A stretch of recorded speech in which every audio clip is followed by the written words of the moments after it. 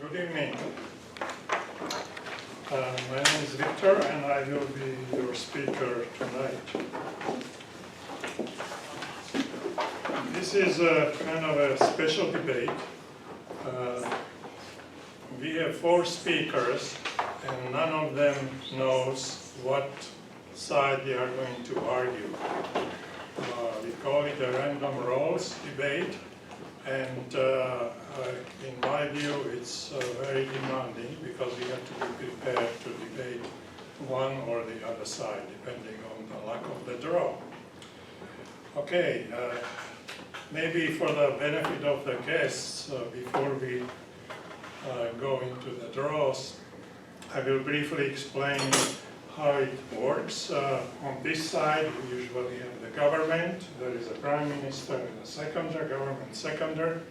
On this side, we have leader of the opposition and the opposition seconder. They argue for the motion. I don't know that the motion has been defined, but usually they define the motion and present their arguments and evidence in favor of their position. First goes the Prime Minister, he speaks for 7 minutes, and then there is a response from the leader of the opposition, he speaks also 7 minutes, refuting the arguments presented by the government. And then there is a turn for the government seconder. He has 5 minutes to support his leader, Prime Minister. And finally, the leader of the opposition seconder will have 5 minutes to conclude the debate. Now, so having said that, this is the general format we are using. And today, because we have random roles, we are going to debate the way that the names are going to be drawn one by one. So the first name drawn is going to be the Prime Minister, and he will make a presentation, and he still doesn't know who his opposition leader is going to be. That's going to be the second draw.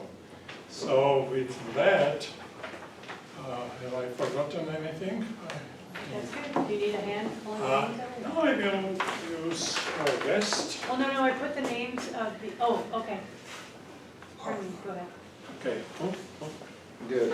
just pull out one. Who is the lucky? Okay,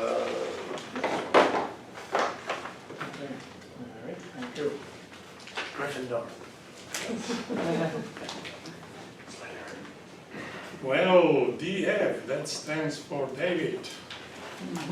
David is our Prime Minister and he will speak to you for 7 minutes.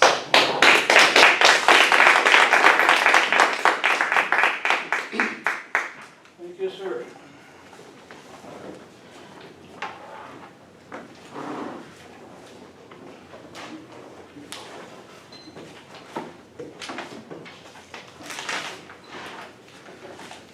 So, the motion before this House tonight is that Edward Snowden is a patriot. And by patriot, we mean someone who is devoted to the traditions, customs, and ideals of their country. That can be disputed, but I don't have a strict definition, so we'll go with the general idea of a patriot as someone who is devoted to the honor and interests of the country. So, Edward Snowden was accused of divulging secrets that were injurious to the U.S. government and to its citizens. And since he was refused asylum in almost every country in the world, he ended up fleeing finally to Russia. They gave him a 3-year period of asylum, and I believe there's a year or so left to run, and that what happens after that is anybody's guess. He was accused of running off to Russia, and he tried China as well. However, it was pointed out that had he gone anywhere else in the world, he would have been turned over to the Americans in an instant. And there is no doubt about that whatsoever. So that argument may come up tonight.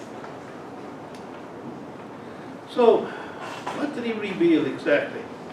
Well, he revealed that the promised reforms that had come out of the Pentagon Papers back in 1971, whereby the various state agencies of the U.S. government were held into strict account for their actions, all of that was rolled by the wayside. It virtually disappeared under Reagan and was finally formally buried entirely under George Bush. So Bush introduced legislation that gave the security agencies all of the reckless and warrantless powers that they had prior to the Pentagon Papers. He showed that limits are needed on state security. He showed that there is warrantless wiretapping. The American various state agencies, notably the National Security Agency, but also the FBI and CIA, are able to tap your phones without requiring any permission from any judges at all. And then they can do that, which is a contravention of an earlier law, but by doing so, they can then bring up a case such that they have enough evidence then to go and undertake further snoopings. So the illegal act gives them the evidence to continue it. He displayed that there's extraordinary rendition, that the Americans were shipping people off to other countries to be tortured. He exposed the torture at Abu Ghraib and at Guantanamo.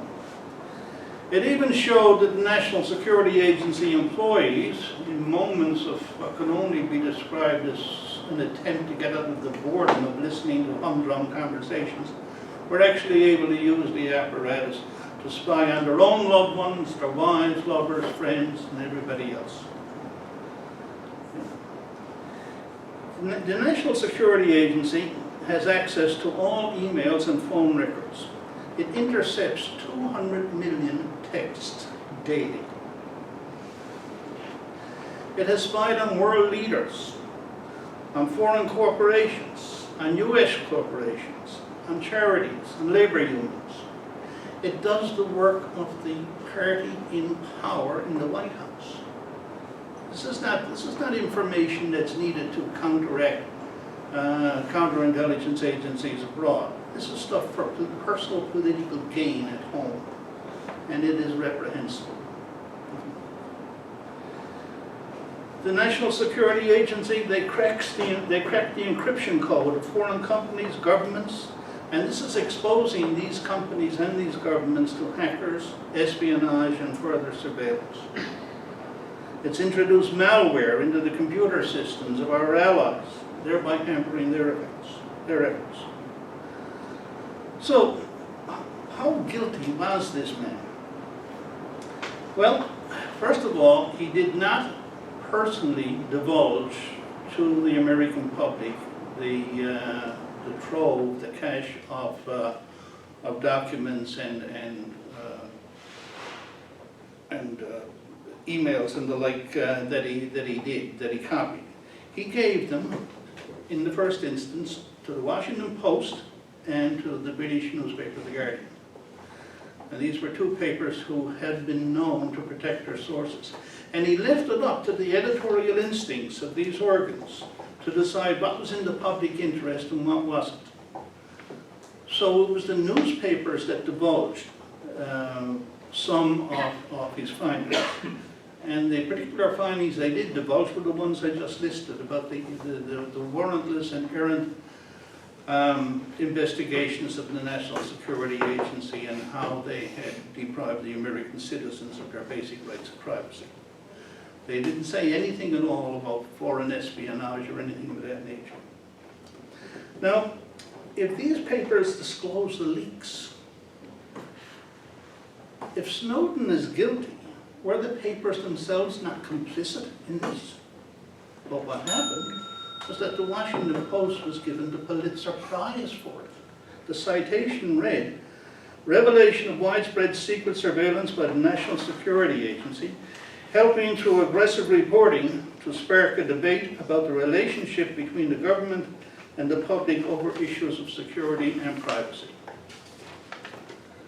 480,000 contractors had the same security clearance as Snowden did and had access to the same information. It's pointless, it would be criminally naive to say that foreign intelligence services did not get to some of these people out of 480,000. So he divulged information which was well known at the highest and lowest levels of security around the world. The only people who did not know some of this stuff were the very governments at the minor level, at the civil service level in the US and Britain and their populations. So finally, a country that sacrifices liberty for security deserves neither and will lose both. Thank you.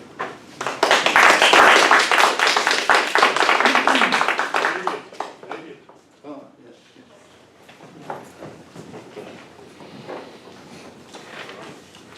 Thank you, David. Now we are going to draw the other lucky winner, leader of the opposition. Me?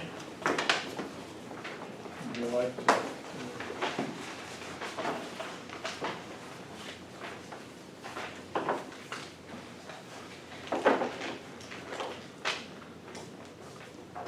JC.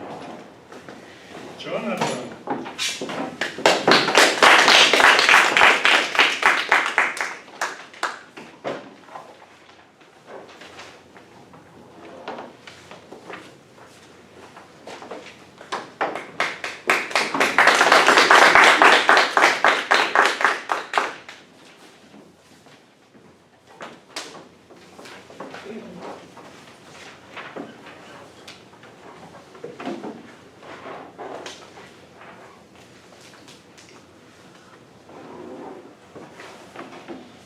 Good evening.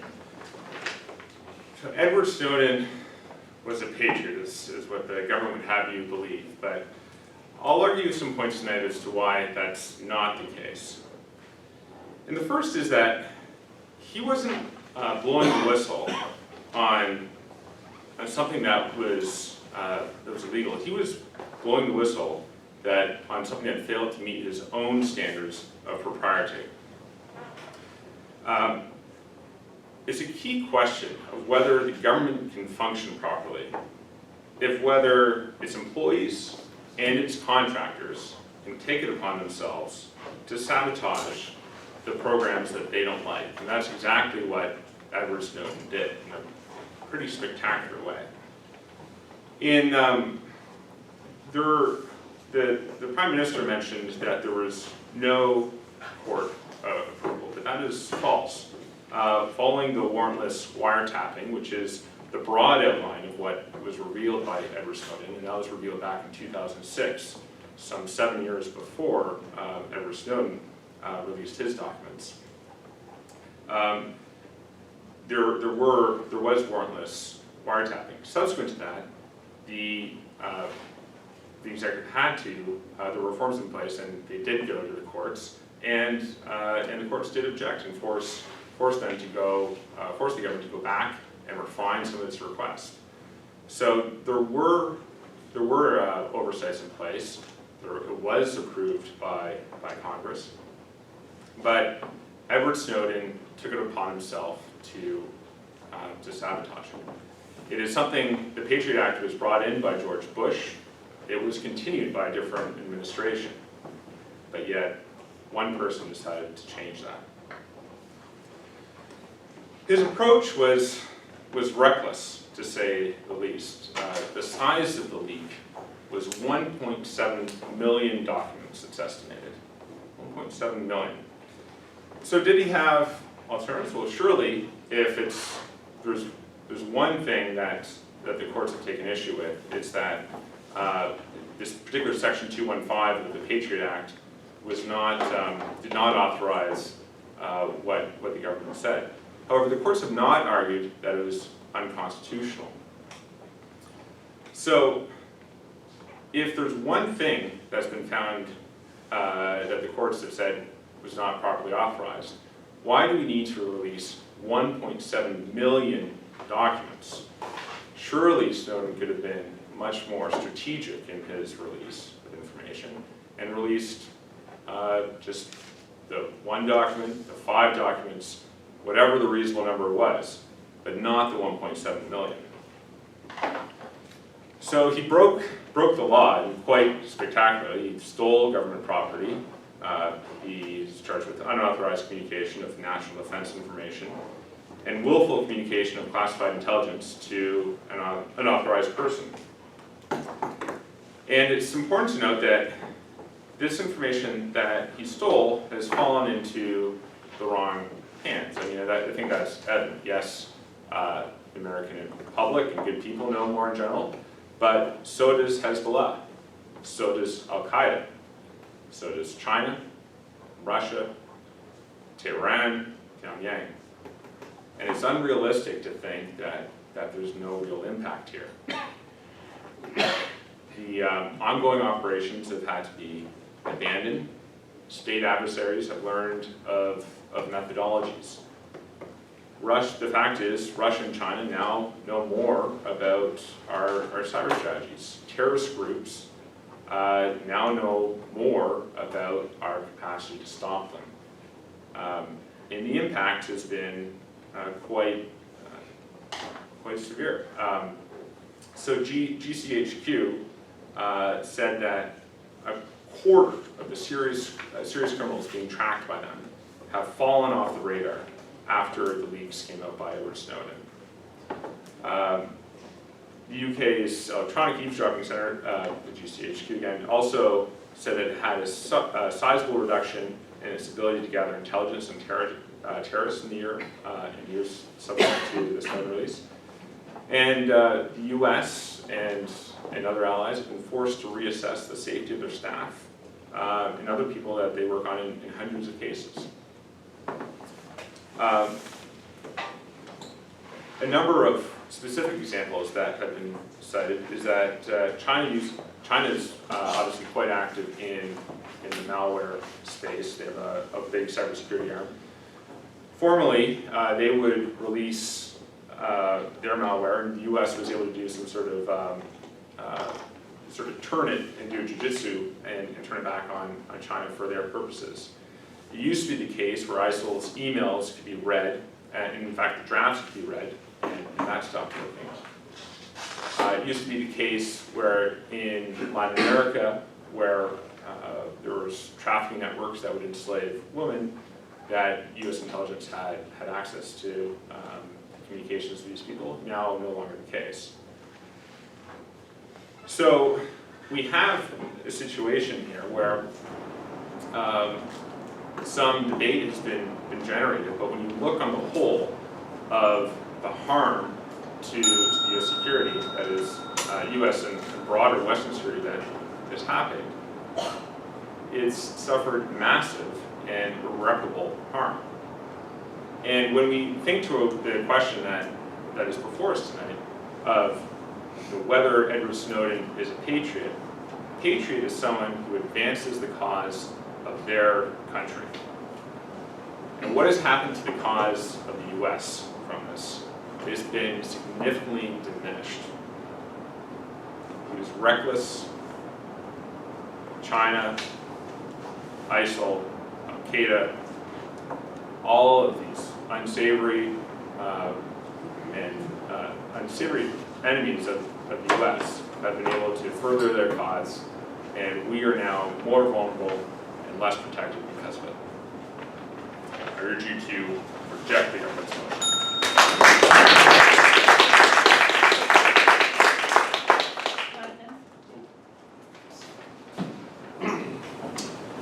Thank you, Jonathan. And now, ladies and gentlemen, this is the final draw to decide the last two positions.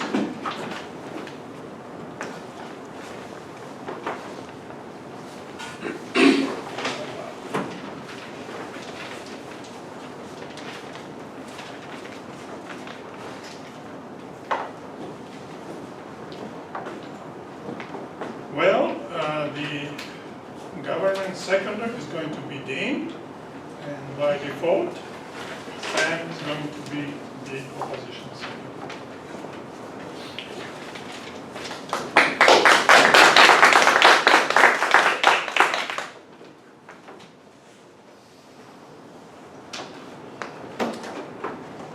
Mr. Speaker, the government side has enumerated a few points regarding Edward Snowden and whether or not he is a patriot. And the point of a patriot is to support and defend a country's interests with devotion and to work in advancing the cause of their country. And unlike what the opposition has said, in fact, Edward Snowden did that. Edward Snowden did that because he looked at the much larger picture of patriotic duty in a country.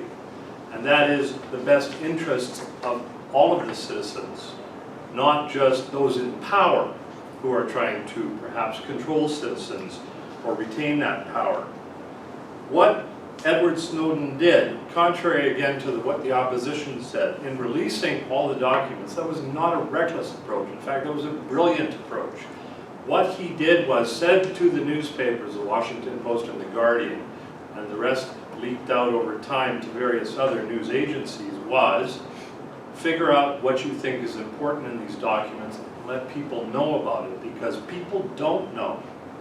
In the old days, it was the CIA. You were scared of them. Suddenly now there's the NSA, the National Security Agency. Who are they? Well, they're tapping your phone. They're checking your emails. They're listening at your door. Nobody knew who these people were. And these leaks made the American public at large aware of this, better for their own security and their knowledge, keeping their elected officials at bay and actually serving the cause of justice overall. Edward Snowden was an employee of the CIA, was an employee through contracting of the National Security Agency, and knew of the importance of documents that were going on. He told people in power about things that he had read and the concerns that he had. And apparently, 10 officials within that agency didn't care. But co-workers were concerned. They just didn't want to blow the whistle. And that's where he is a patriot, as a whistleblower. That's got a bad connotation. The government will tell you whistleblowers are bad. Meanwhile, Obama says, no, he would have been protected under whistleblower legislation. No, in fact, he probably would have been shipped off in a box to some remote island and sunk under sea. Because what his threat was knowledge. And what the government was concerned about wasn't just what other people out there knew, but what their own people knew. Angela Merkel, in fact, was one of the people most investigated by the NSA. Her phone calls, her correspondence. When that came out, it was crazy in the news. She was shocked.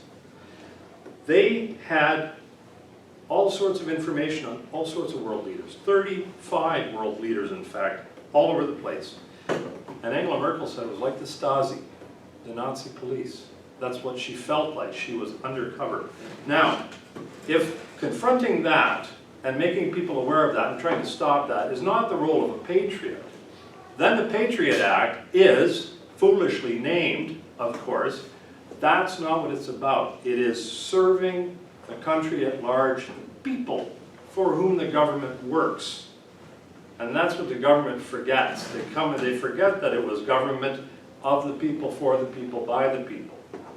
And that's the issue. So Snowden said, no, in fact, he would not be protected by whistleblower legislation. So he had to do what he could do. Release the documents to the journalists and let them work on it that way. And in fact, as mentioned, that the US federal judge in December 2013 ruled that the collection of US phone metadata, all the information they collected, was unconstitutional. And Snowden said, I acted on my belief that the mass surveillance programs would not withstand a constitutional challenge. Well, the US is founded on the Constitution. That's what a patriot fights for, is the Constitution of the United States. And if it's against the NSA's willy-nilly decisions to do whatever they wanted, then certainly he is a patriot. many people said that he should receive clemency as well in the public when it was determined what he had done. And in wars, you may not like what you do, but if you do it because it's good, people will forgive you for it because in the larger picture, it is what a patriot would do.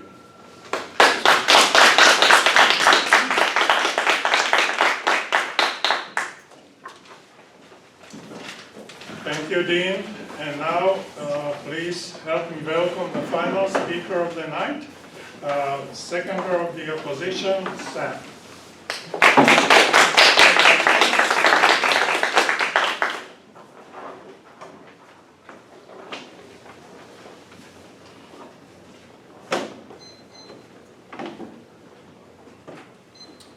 So, ladies and gentlemen, as the leader of the opposition has stated, Edward Snowden is not a patriot.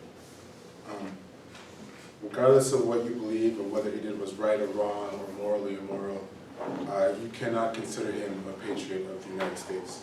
Now, very briefly, the government secondary said that as we agreed that the patriot a patriot supports the company's interests. Well, unfortunately, leaking the documents the way he did it is not in the country's interest. Now again, you can say that what he did was just or moral, any of that stuff, but there's a reason why the NSA and groups like that do the things that they do, and I'll get to that shortly. So 2 main reasons why Edward Snowden isn't a patriot is one, his actions hindered the government's ability to pursue the threats, whether real or perceived threats against the government and against the US government. And then the second thing is that his actions doesn't defend the American government or its people.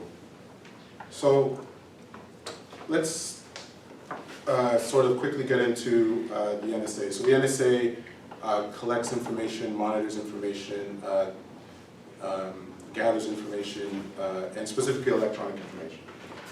So the NSA does this with essentially its mission statement is to protect the U.S. from possible threats and possible actions against it, right? So again, regardless of what you believe, whether it was moral or even if you think that they were justified in their actions, you cannot argue with the goals of the NSA. Their goals are, regardless of how they do it, regardless if it's clandestine or not, their goals are to protect the Americans and the American public from threats, whether it be within in America or outside of America.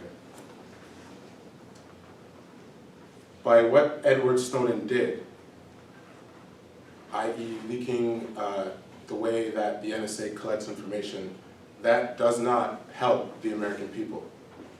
It may help the American people in terms of letting them know that they're being spied on, but it doesn't help. For example, if you were to think of picture, for example, a foreign foreign national who had interests against America, and that foreign national, maybe was manipulating the stock market or some type of thing to sort of go against the government, to maybe hinder them on the global stage. Now, if those foreign nationals are communicating through email or any type of electronic communication, and now that they know because of what Edward Snowden did, they now know that they can be monitored that way, that goes against what the NSA is trying to do, i.e. protect the American people. Now, by his own admission, Snowden's aim was never to, sort of like change the US and have this sort of big Arab Spring type revolution. He was just trying to expose what the NSA did so that the public could make up their own minds of whether this was right or wrong. Unfortunately, the problem is that when you inform the citizens of what the NSA is doing, you're also informing the Americans' enemies of what you are capable of doing. And again, regardless if that's justified or not, that doesn't help the NSA do its job, and that actually goes into the favor of enemies of America to sort of subvert those means and go through other means to do what they want to do. So now again, you can call him just, you can call him you can call what he did commendable, you can call it heroic even. These are all fitting names for what Edward Snowden did. But you cannot call him a patriot because by definition, as what the government said, a patriot is for the interests of America. And in this case, the American interest was to spy on its citizens to find subversive action against it. And what he did goes against that. Quickly, a Nazi detractor who went against the Nazis, again, you can argue that that was a great thing, but you cannot say that he is a Nazi patriot. Thank you.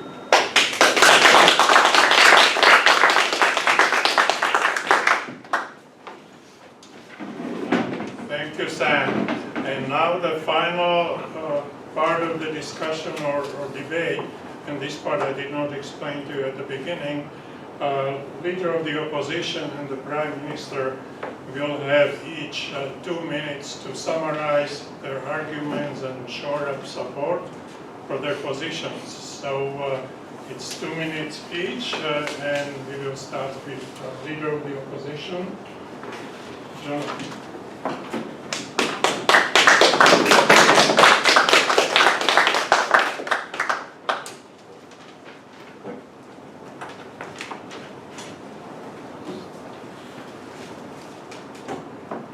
Thank you, Mr. Speaker.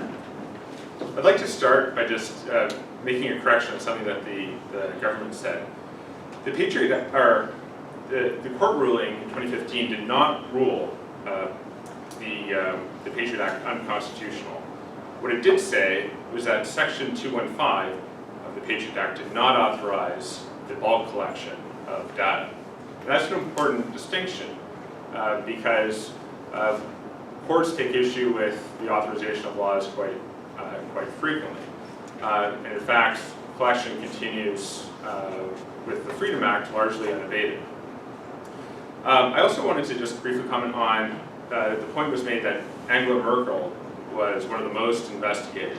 And if Edward Snowden in revealing that was not a patriot, then what is? Which is, I think, actually astonishing. Because if a foreign leader is not a legitimate target of the National Security Agency, who is?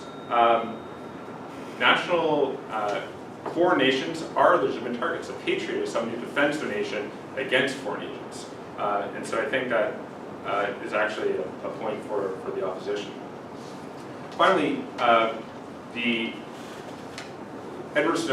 opposition said Edward Snowden took a larger view, or the government said Edward Snowden took a larger view of his patriotic duty. And to that, I would argue vociferously that he did not. If you look at the changes that have come out, it's very narrow. Some small amendments have been made, but he released 1.7 million documents. He was reckless. And if you look at what's happened now, Snowden has allowed terrorists to wise up to the fact that if you're sitting in Yemen and emailing Somalia, that message might pass through the US and could be intercepted. He's allowed Al-Qaeda to change the way that they communicate to evade US detection.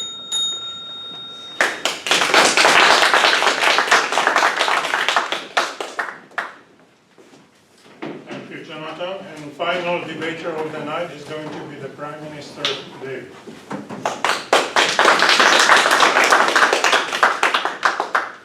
Thank you, Mr. Speaker. George Bush one time George Bush W. was visiting a primary school, and one of the children said to him, "My daddy said you're spying on us, is that right?" George said, "He's not your daddy." In the wake of the disclosure of the Snowden case, Google and the other internet service providers reported a precipitous drop in internet activity all around, and especially in search of various terms, especially political terms. people were actually afraid that their internet searches were being trolled and so forth, and they froze. So it's the kind of chill that sets in a police state, where you're afraid to go on the phone, afraid to send emails or anything else. It's the kind of chill that sets in. And had Snowden not divulged what he did, that activity would have continued. And people may not have known it then, but it would come out eventually. And Americans, and for that matter the rest of us, would have the feeling that we're living in a police state. And there is nothing worse than that, as people who have lived under those regimes can tell you.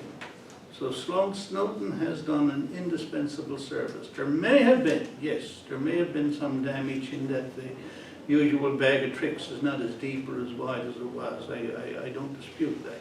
But the overall benefit far outweighed any losses in that respect. Edward Snowden is indeed a hero, a patriot. Thank you very much.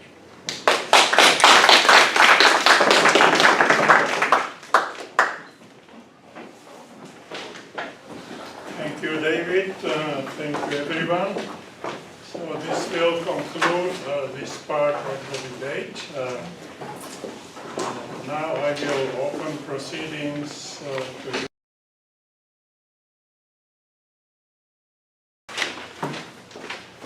Okay, ladies and gentlemen, and now this is the final part of our debate. Adjudicator will tell us what he thinks about the debate. Please, he will speak to us for 7 minutes. Please welcome Robert.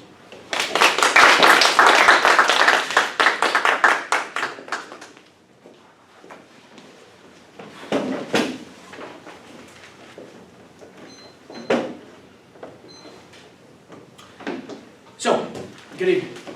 Members of the government, members of the opposition, Mr. Speaker. I think we'll all agree that tonight's debate was very difficult to do, given the format itself. From my perspective, it appeared to be exceptionally well researched. I knew next to nothing about this coming in, so that was a good thing.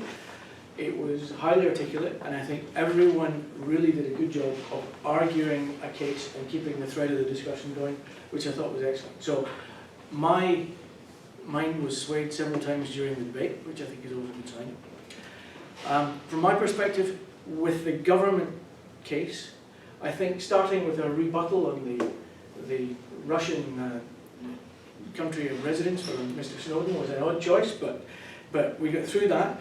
And the message that I grasped at the end of it was that if the government does things that are against the interests of its people, then it's patriotic to expose that.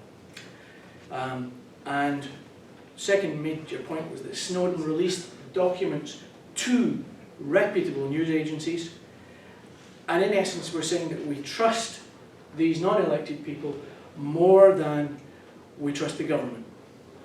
And to reinforce that point, the fact that the newspapers won awards for that coverage supports that argument. I love the quote at the end. I can't remember who it came from, but unless you made that one up, David. But country that sacrifices liberty for security deserves neither and will lose both. So I was feeling very good at that point. And then Jonathan came on and really raised the question, first of all, who gets to decide what is in the interests of the people? And that's a tricky subject. Secondly, the indiscriminate release of vast amounts of material certainly argued against a very focused release of information to achieve a specific end. And then I think Jonathan argued well that there's reasonable evidence to say that terrorists around the world at least made it more easy for them to do what they do.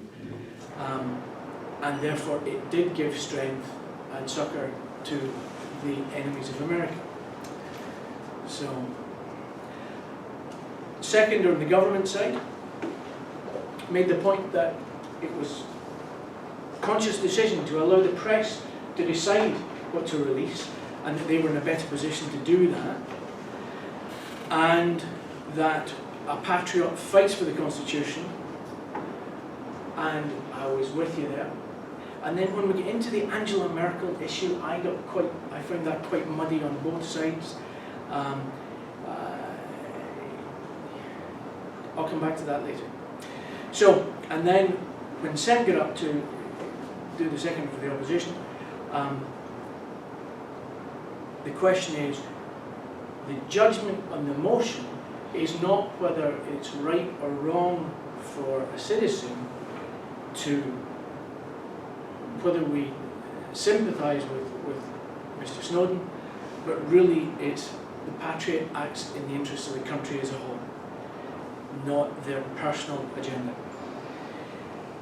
And I think the point that struck home for me was when you said, when you inform the people, you also inform the enemies of the country. And the two are inseparable. So it's quite a dilemma. So in the end, is Mr. Snowden just fitting heroic? Perhaps. Is he a patriot? Perhaps not.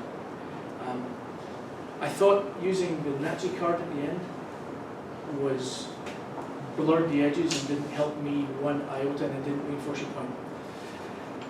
Very difficult to do that one, I think.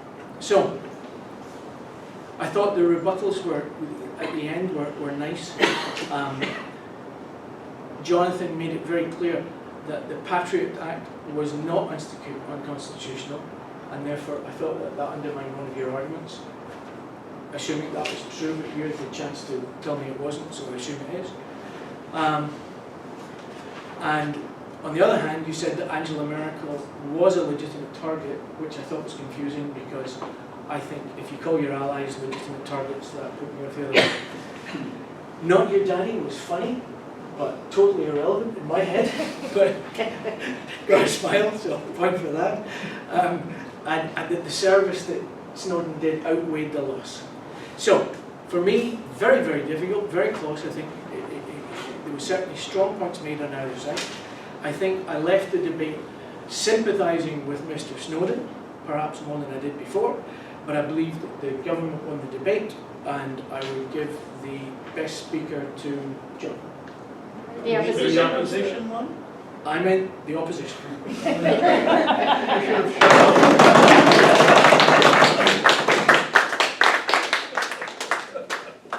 Trophies are in there. And your little box. That's the